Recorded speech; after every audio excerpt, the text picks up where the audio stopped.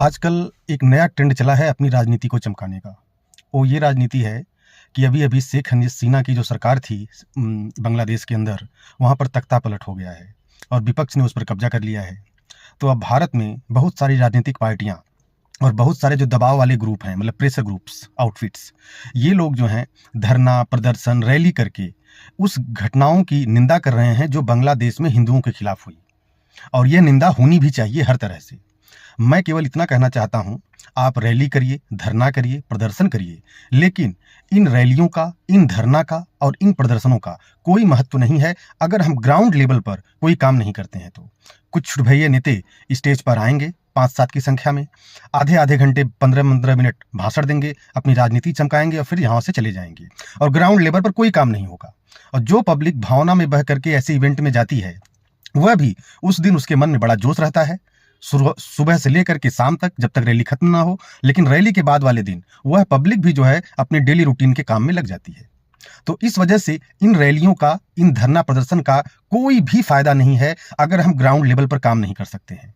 बांग्लादेश के अंदर आज की डेट में जिस तरह से पाकिस्तान के अंदर पहले हुआ था, वहां पर हिंदुओं के खिलाफ मुहिमें चलाई जा रही हैं। या तो उन्हें कन्वर्ट करके इस्लाम धर्म को कबूल कराया जा रहा है, या उन्हें सेकंड हैंड जो है सिटीजनशिप के लिए जीने पर मजबूर किया जा रहा है। मतलब उनकी स्थिति एक सेकंड हैंड नागरिक के जैसी है इन देशों में। और साथ ही साथ उनके घरों को लूटा जा रहा है, उनकी जमीन पर, घरों पर कब्जा किया जा रहा है और उनकी माताएं और बहनें बिल्कुल सुरक्षित नहीं हैं इन देशों के अंदर। स्पेशली पाकिस्तान का तो खत्म हो चुका हाल, वहां पर हिंदू केवल 1-2% बचे हैं, जो कि आज़ादी के समय पर लगभग 15% थे। और अब यही हाल बांग्लादेश में भी हो रहा है।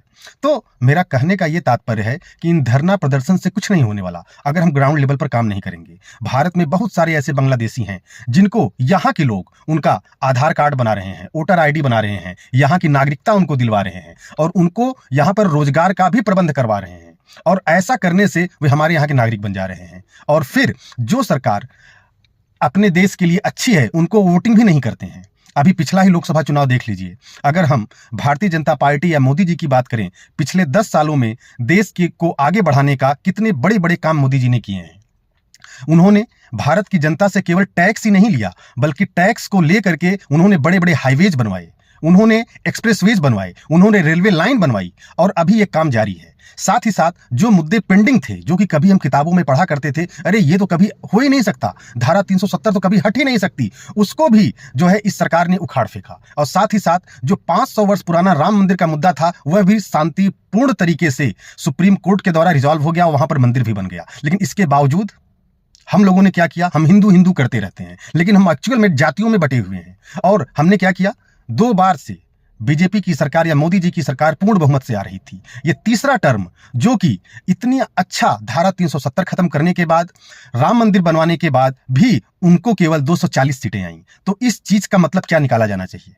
अगर हम हिंदू इस कास्ट सिस्टम को छोड़ करके, जाति व्यवस्था को छोड़ करके, अगर देश के हित के लिए, अपने समाज के हित के लिए, अपने सनातन धर्म के हित के लिए अगर इकट्ठा नहीं हो सकते हैं, तो फिर हमें कौन यहां पर बचाने आने वाला है? बात बचाने की नहीं है, बात है विचारधारा की। अगर ये विचारधारा को, इस आइडियोलॉजी को हम अगर सपोर्ट नहीं करेंगे, और वह सपोर्ट हमें क्या करना है? हमें कोई बहुत बड़ा काम नहीं करना, हमें केवल और केवल हमारे घर में जितने भी वोट हैं, 2 वोट है, 1 वोट है, 5 वोट है, 10 वोट है, उस वोट को एक जगह पर डालने की जरूरत है। और ये वोट की ही ताकत थी जो कि 2014 में जो देश पैसे से कंगाल हो चुका था, लगभग मतलब एक डिफेंस डील तक वो नहीं कर सकता था, उस देश में इतना ज्यादा जो है टैक्स का कलेक्शन हो रहा है, इतने बड़े स्तर पर रेलवे लाइन बिछाई जा रही है, सेना का आधुनिकीकरण हो रहा है, जो है सेना के जवानों को जो है सोफिस्टिकेटेड वेपन्स दिए जा रहे हैं, हाईवे बन रहे हैं, एक्सप्रेसवे बन रहे हैं और देश के इतने पुराने मुद्दों को खत्म किया जा रहा है। तो वो किसकी ताकत है? वोट की ही ताकत है। लेकिन तीसरे टर्म में हमने क्या किया? इतना सब कुछ मिलने के बावजूद हम जातियों में बट गए। जो कुछ लोगों ने वोट डाला तो गलत जगह पर डाला, और कुछ लोग तो वोट ही नहीं डालने गए जातिवाद के चक्कर में। तो हमें इस सबसे ऊपर उठने की आकांक्षा है, या ऊपर उठने की जरूरत है, क्योंकि बांग्लादेश के लोग हुए, वे तो हमारे लोगों को मार रहे हैं, उनकी जमीनों पर कब्जा कर रहे हैं, उनकी माँ बहनों के साथ गलत व्यवहार कर रहे हैं, और हम उन लोगों का यहाँ का आईडी कार्ड बना करके उनको रोजगार के अवसर उपलब्ध करा रहे हैं।